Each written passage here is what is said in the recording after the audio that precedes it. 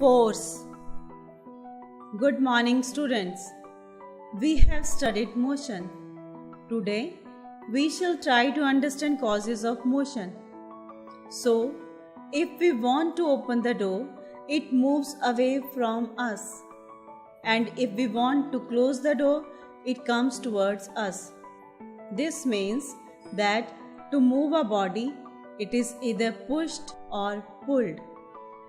A push or pull on the body is called force.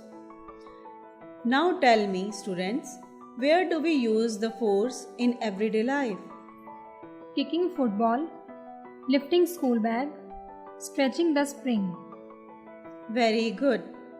Ma'am, how can we see that force is applied on the object? However, we cannot see the force, but force can be judged. It is judged only by the effects which it can produce on the objects. Effects of force. Force can change the speed of the object. It can change the direction of the object. It can change shape and size of the object. It can stop the moving object. It can move a stationary body. So the force is an external effort which tends to set a stationary body in motion or stop a moving body. Forces act on the object may be contact forces, for example, frictional force, that is, force between road and wheels of the cart.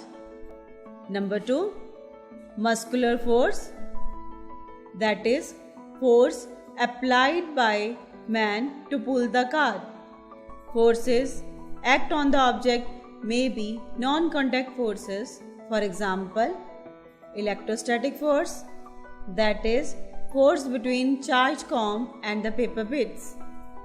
Number 2, gravitational force, that is, force between earth and objects. Number 3, magnetic force, that is force of attraction between magnet and iron nails, and force of repulsion between the two like poles of magnet. Type of force. Number 1, balance forces. If the resultant of all the forces acting on an object is 0, the forces are called balance forces. For example, suppose two boys are applying force of 5 Newton in opposite direction on the trolley and the trolley does not show any movement. Though balance forces cannot produce motion in a stationary object or stop a moving body, but they can, however, change the shape of the body.